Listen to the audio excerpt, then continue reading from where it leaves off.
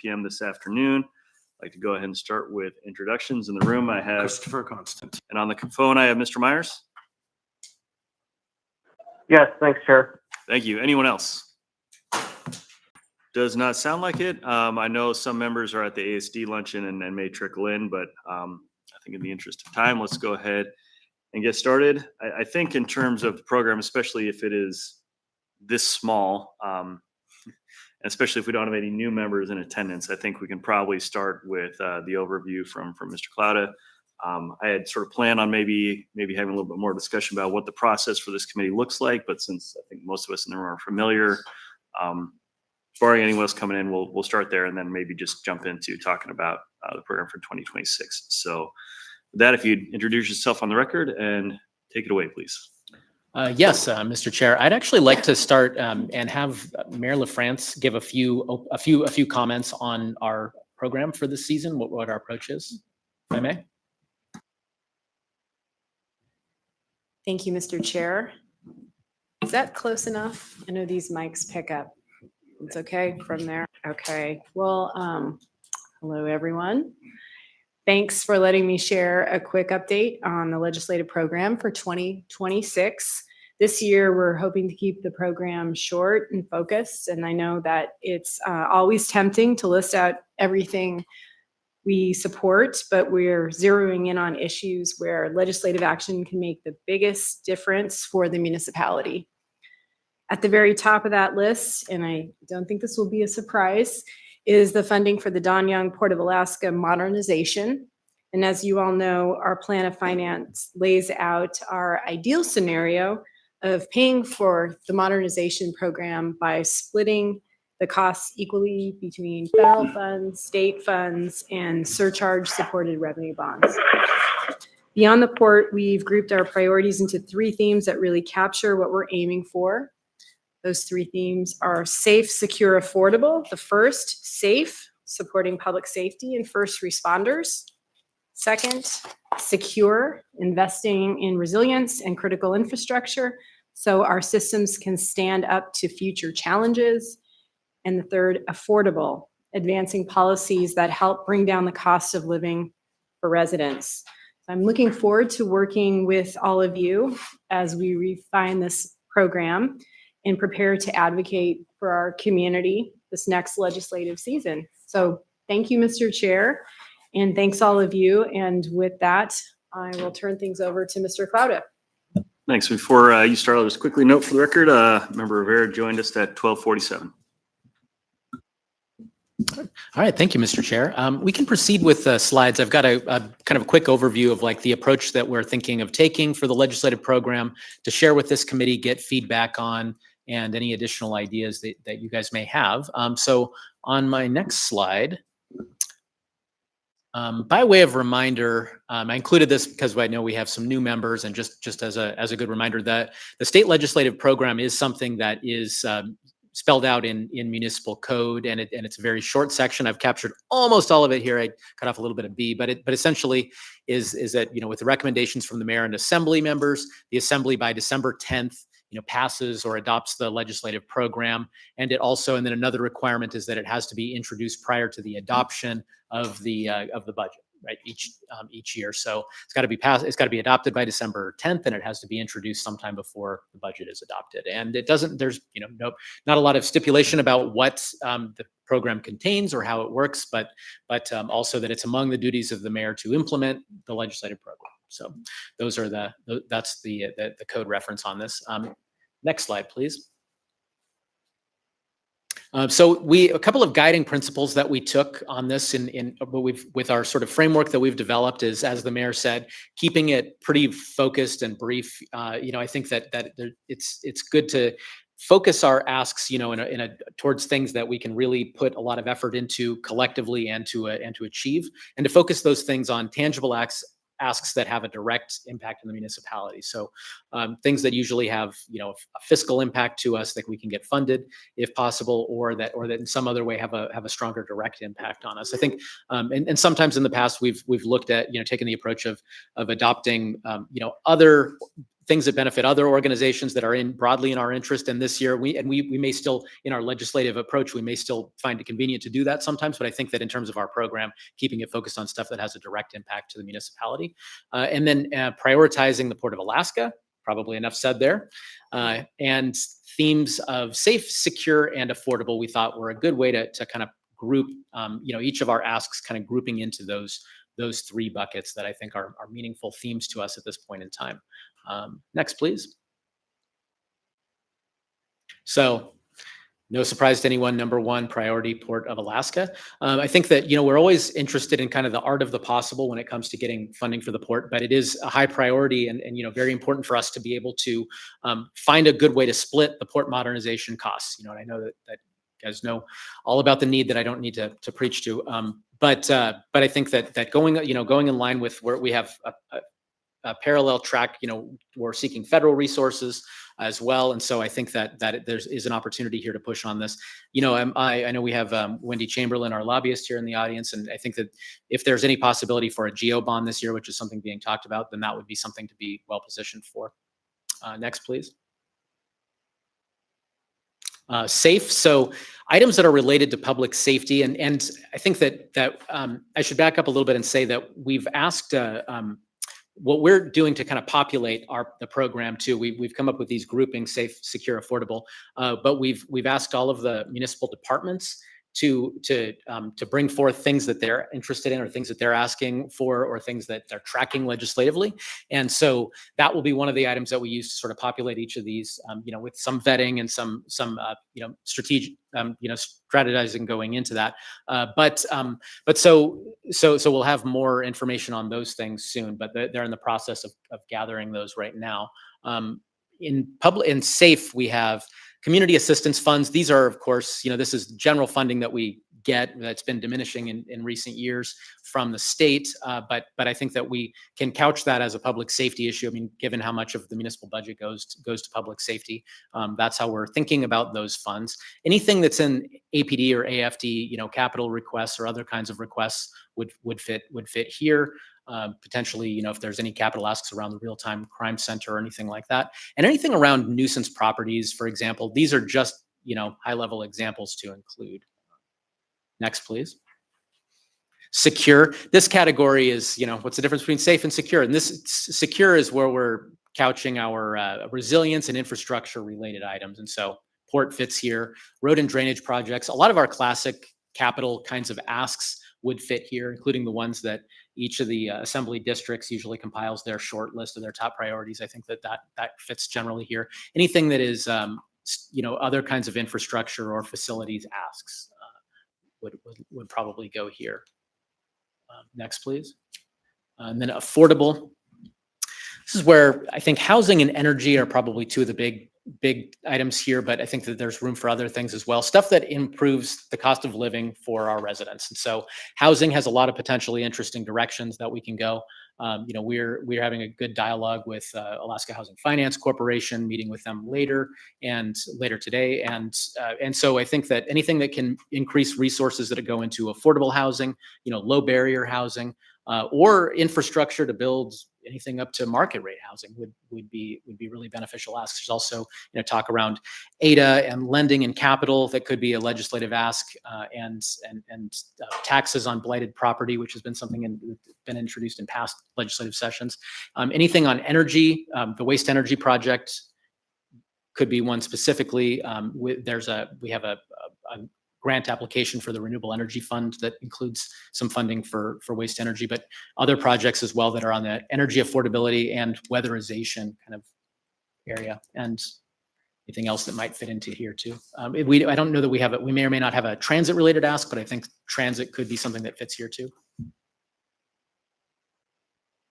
Next, and then the key dates for this. So I think this committee is meeting next on October 15th. And so our goal would be to have a pretty near complete draft to share with the body, of course, subject to whatever discussion, whatever items that you guys want to add or talk about. And then to get this introduced it needs to be introduced probably on the meeting of the 18th, which is the budget approval meeting. Probably, I think in the past, there would be a work session. I think last year we had at least one work session on this, and then probably action at the assembly meeting on December 2nd.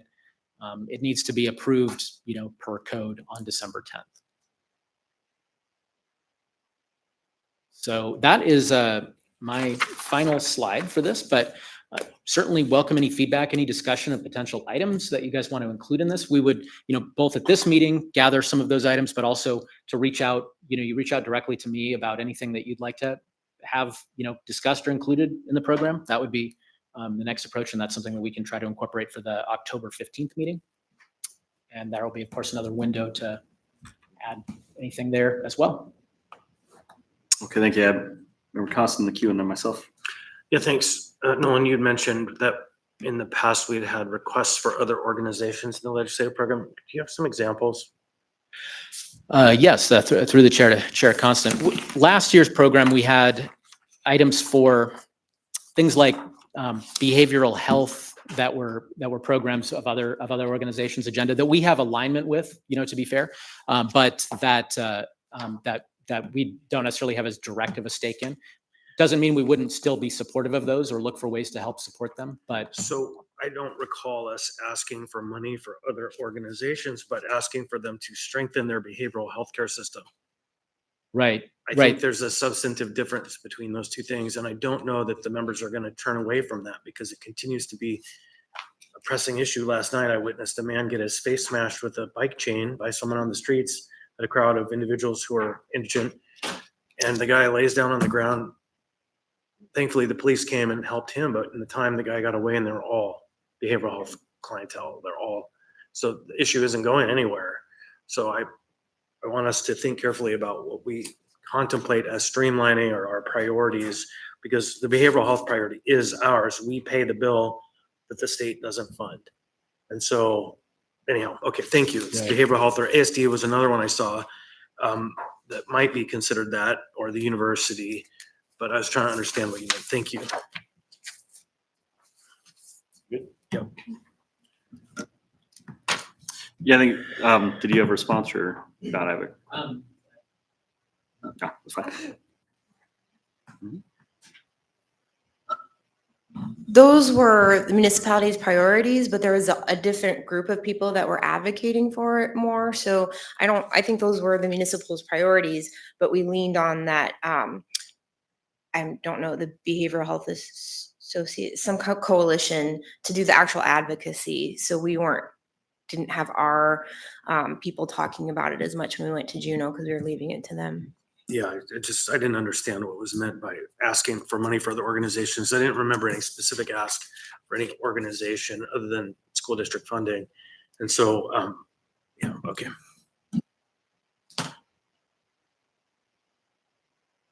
Okay, thank you. I see the top priority, the Port of Alaska, obviously, as it should be. But last year we very intentionally avoided having any sort of capital request to the state, and sort of the theme of the feedback we're getting from the legislature before we went into the session was sort of like, don't ask for money because there's no money. I think I've been hearing a similar message from legislators this year that there is no money. Yet it seems to be that we're sort of maybe putting at the top of the list a request for funding for the port. Now I understand if there's a GEO bond, as you touched on that's one thing, and that's sort of a separate pool. But outside of that, I mean, are you contemplating a specific ask for funding from the state? And if so, we thought about what the amount would be and how we would, what our probability of success might be.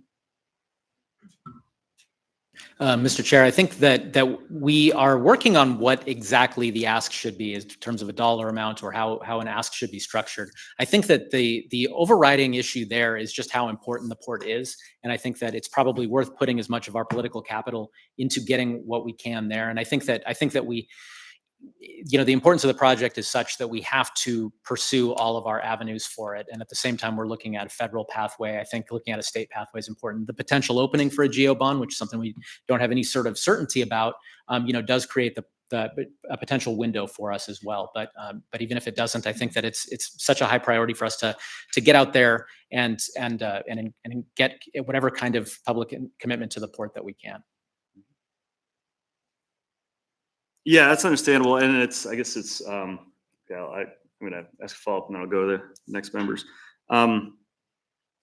It's unfortunate we have a very small sample size of the assembly here today, but I think we talked about making the port perhaps our top priority, recognizing that, funding will be limited. Fortunately, maybe one of these folks will speak to it, but I would think if we had more of the body here, we'd probably want to see also perhaps consideration for more state funding to help things like behavioral health or education. And I think how we prioritize those, both in terms of what are our wants and then also where's the higher chances of success. I think I want to at least kind of sort of put down a marker that I anticipate the assembly, may have as a body some thoughts on that. But again, not to diminish the importance of the port. So I have another question, but I'll go ahead and go back through the queue. Member Rivera. Yeah, thank you, Mr. Chair. So a couple of questions and commentary. So I guess first is, has the administration gotten a temperature check of, I guess going back to what the chair talked about, 2026 session is going to be an election year. There's only certain things that you can ask of the legislature during an election year. Have we gotten a temperature check from legislators of what the vibe is going to be? Because that sort of runs on vibes. And then I am also curious about, so several members, including the chair, myself, I saw a member, Presverdia and Brawley were at the legislative lunch and learn that the school district had, as was Claire. And so they have their 2026 legislative priorities. I'm curious if the administration has reviewed those Anchorage School District legislative priorities. And, certainly I think there is alignment that we need our school district to be strong in order for our city to be strong. And so I would caution against removing education in our legislative priorities because it's such a critical piece. The same with removing behavioral health needs. We as a legislative body have hit that topic again and again about how the state needs to do its piece. So yeah, those two questions, temperature, and then if you looked at the school district legislative priorities.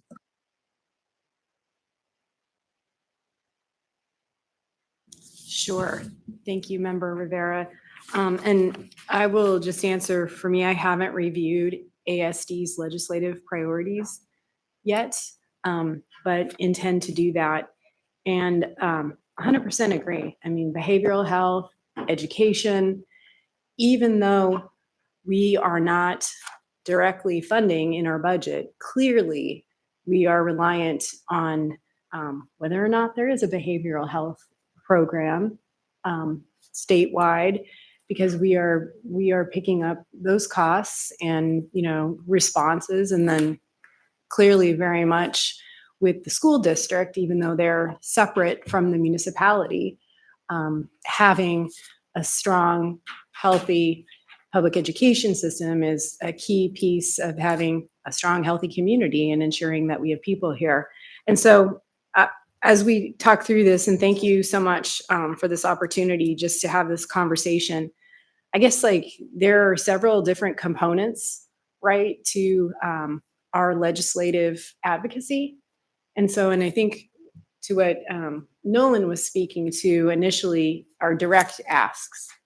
And we know that, are we going to get much money from the legislature? Not what we want. And we know the trend, and we're on our own in many ways. We get some things and we're grateful for that, but we have to come up with other ways to fund what's important, like the surcharge supported revenue bonds for the port. That said, it still is our number one direct ask, is that funding. And to the point about behavioral health, I mean, if there was a grant or money for the mobile crisis team, things that we directly provide, I mean, we would welcome that, right? And that would fit under the category of SAFE. Likewise for the waste to energy project, something that we can control, affordability, long-term livability too, and security. That would be great if, the legislature would see that as a priority.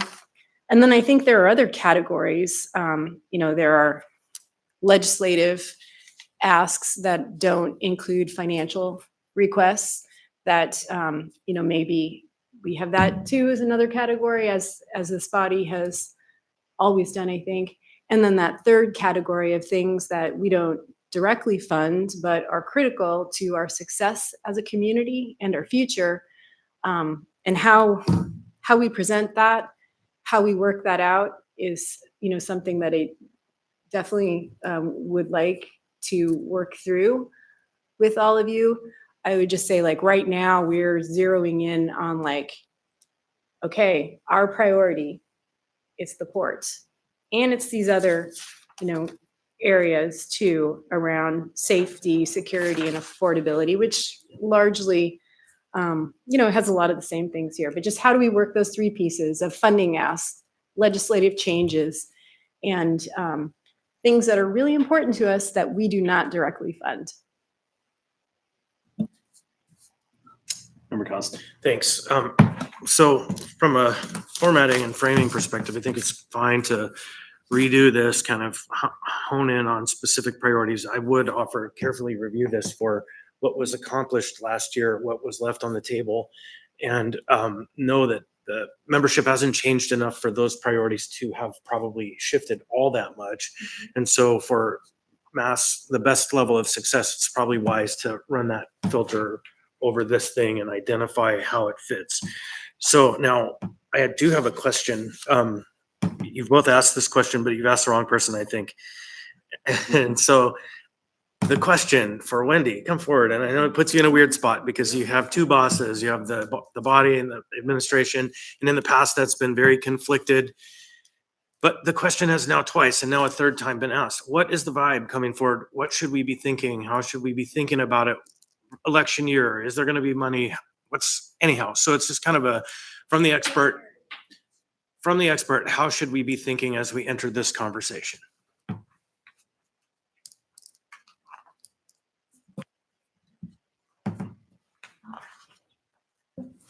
Thank you, Assemblywoman Constance. I always have a different view because I always hear the legislature say, we've got no money. That's their story. That's every year, we've got no money. Even when we do have it, we don't have any money. So this year, truly, we don't have any money. But having said that, I see real opportunities, right? Two opportunities that I see is, number one, behavioral health. The state is getting $250 million a year extra from the feds for 5 years under what they're calling the Rural Transformation Project. And it's going to be big. And here's the thing about the Transformation Project. It does not allow funding. I listened to a couple of briefings on it. And by the way, I have Behavioral Health Association. So I listened to a couple of briefings on it. They're not allowing any of the money to backfill or be used for programs that currently exist to fund them. They're saying they must be new and innovative, but $250 million a year is a lot of money for 5 years. So I was going to try and get the commissioner with and by the way, they have to have their plan in 3 weeks. They put a really tight timeline on it. So right now, the governor and the staff are back in DC this week trying to figure out how to move ahead, what to do. And I thought, because and by the way, when I say rural, guess what? Anchorage qualified under this. The city of Anchorage qualified as rural. So seeing this as almost half the state's population, I see a real opportunity to work with the department to make sure we have new innovative programs to address the socioeconomic problems we're facing and use some of this money for 5 years. If we don't, we all know. So I'm understanding that they're using Alaska Primary Care, ANTHC, Arbor or Alaska Hospital a nursing home, that's the old term, but whatever it is, AHA now it's called, and then one other entity to help them come up with a plan.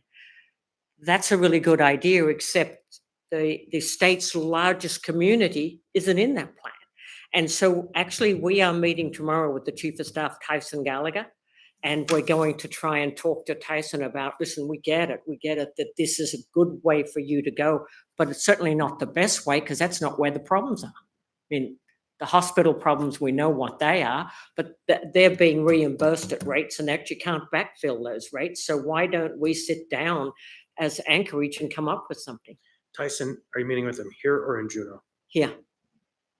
And you said there's a second program. And then the second program I'm looking at, and again, in full disclosure, we represent Glen Farm. So let me just say that I'll throw that out there. Glen Farm and let's move Glen Farm aside and say the natural gas pipeline, according to all the indications, there'll be an announcement in December, January, that timeframe, that they're going to go ahead with it. And some of that is a lot to do with the federal makeup and how Trump has involved different countries using it to offset tariffs and that. So this has been a perfect timing for this.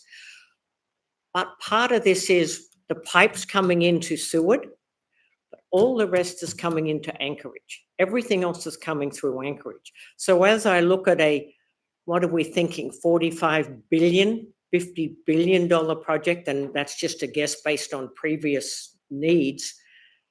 Is there a way in there to include some funding for the port to allow the port, otherwise going to have to be heavy fees. We get it one way or another. But at the end of the day, is there some way to do a analysis where some money comes in for the port? I know that Point Mac is looking to do the pipe, and that's not going to be done in time. And if the pipe's coming into Seward, but everything else is coming through Anchorage, that's a lot coming through Anchorage Port in there. And the timeline's very, very tight. I mean, they're going to start shipping stuff in a year. They're going to start shipping out pipe in a year. I know this all seems incredible to you, but I've seen them be asked and asked and asked about it. And that's. So then imagining a pipeline project does meaningfully kick off in January, that's going to change the vibe in Juneau pretty dramatically. Pretty dramatically. Here's where the problem comes with that, Assembly Member Constant.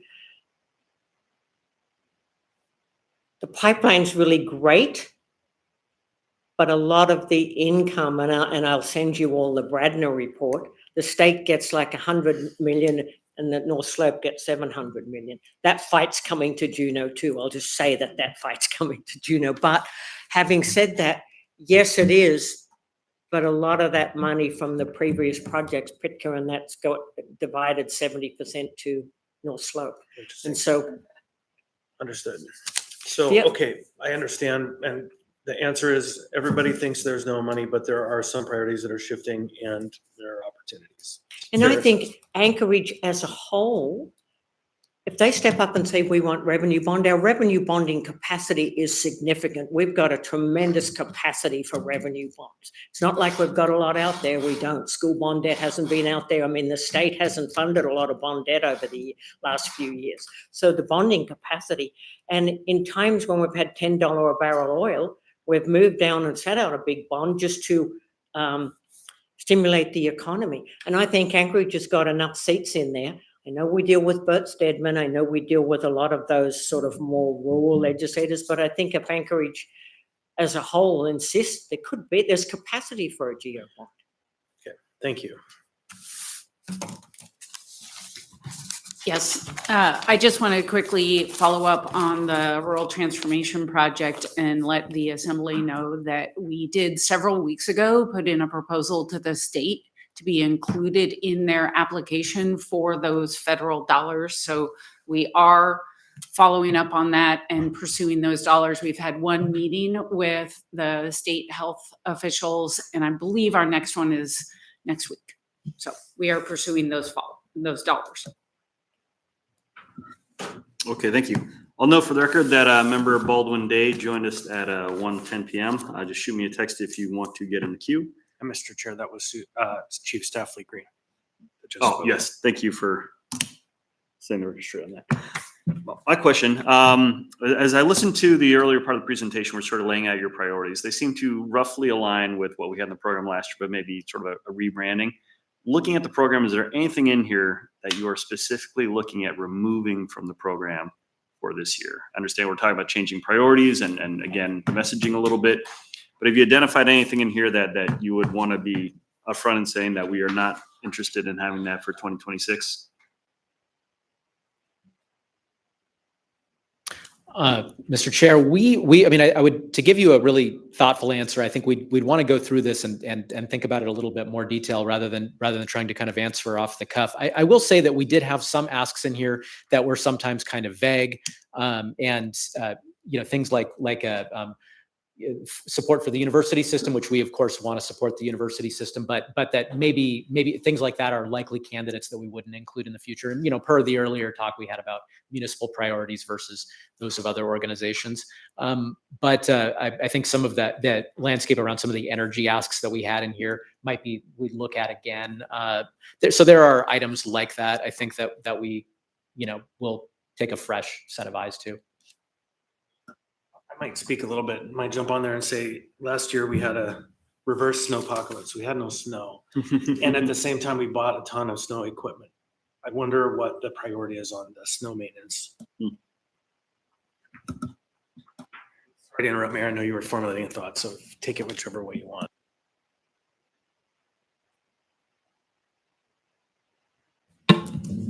Thank you, Member Constant.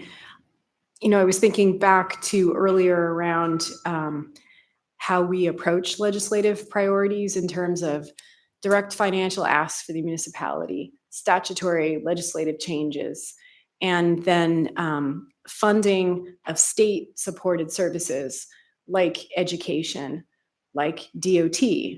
And we have certainly made tremendous headway with our municipal snow removal program. There are, still some challenges around like labor force, but as far as where we're going, we're in a much, much better place, and we are ready for the next snow challenge. That said, we all know the degree to which we rely on DOT to do maintenance and to take care of their many big and sometimes dangerous roads here in the municipality. So we want them to, I know we had a conversation about language and not so much fully fund, but adequately fund or correctly fund what it takes to maintain the roads in Anchorage. So that's still a priority. But again, how we present that, if that becomes more of a branding issue, again, the direct financial ask, the statutory changes, and then those key critical state services that they are funding or not funding, like behavioral health, but hopefully will fund.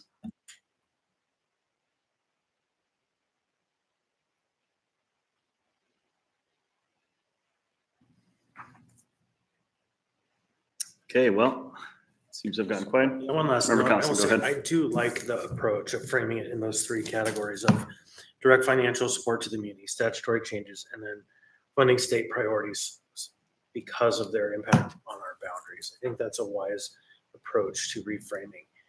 Clearly, there are the top priorities that are different than kind of that breakdown, but I think with that breakdown that you just mentioned, which isn't in this, right? I think that gets us to a very crisp set of asks, easier to advocate for than this kind of broad and big and nuanced with some local, some state, some. I think it's wise.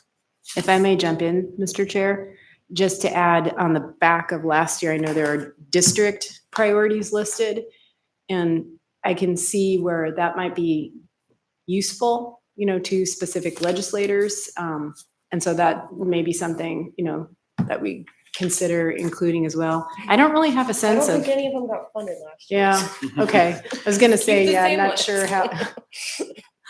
So maybe it's not as effective as we would like it to be. I don't know. I guess that's a question if it's, I think that useful to the identify answer those. is that you have it, but it can be separate as a document, it can be attachment, right? Because ultimately it's the last page. It is just an attachment to the whole. And so it could be our own kind of every district person or pairs kind of analysis. We like these, we want to change them.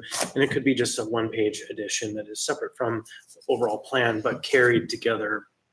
It doesn't, I think it doesn't matter.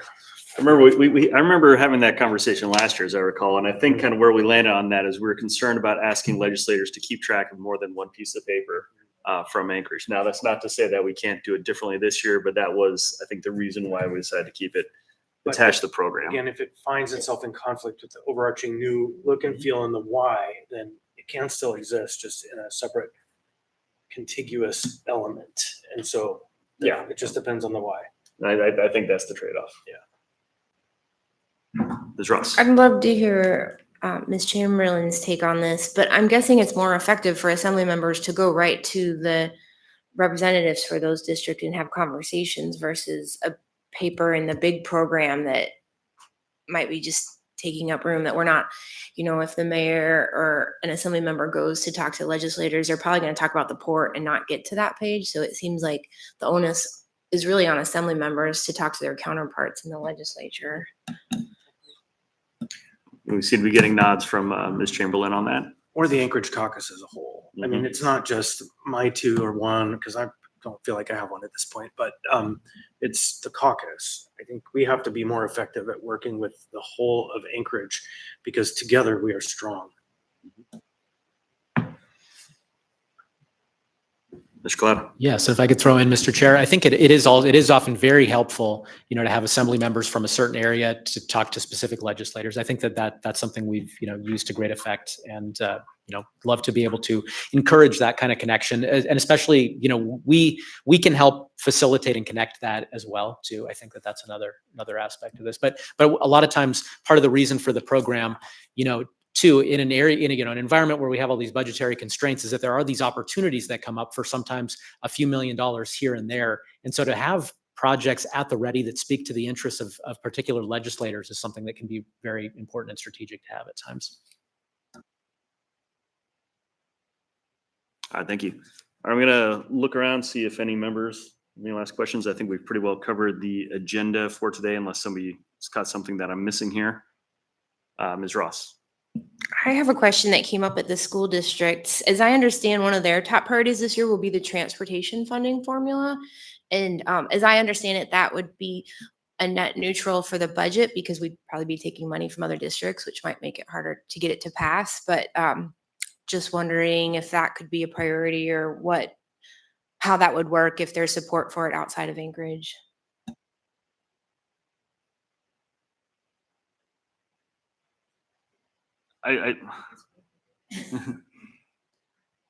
That's a battle taking from one to give to another. That's always a huge battle. So, I always leave that to them. Anchorage has the votes, Anchorage has the power, but you're sitting there with other members that don't. Although the co-chairs of finance, I've got to say, we have Representative Stroggy on there. The others are more rural or southeast. So, but it's still always a fight with Matsu and with different areas. So that one they start and they never move out of the first committee just because it's such a contentious thing. I will say that the school district's number one priority, I think, and my partner Heather's over with them today, I think is going to be a fiscal plan, state fiscal plan. It's a 30-year-old song. All right, I think I'm going to take one last look around the room. Not seeing anyone. Any members on the phone with any questions? Not hearing any, and I'm also not seeing anyone in the room for audience participation. I'm guessing nobody on the phone lines either. All right, with that, I think we can wrap up a little bit early. I think we look forward to continuing the conversation with the administration, seeing a draft of legislative program at our next meeting of the Legislative Committee. And with that, at 1:25, we will adjourn.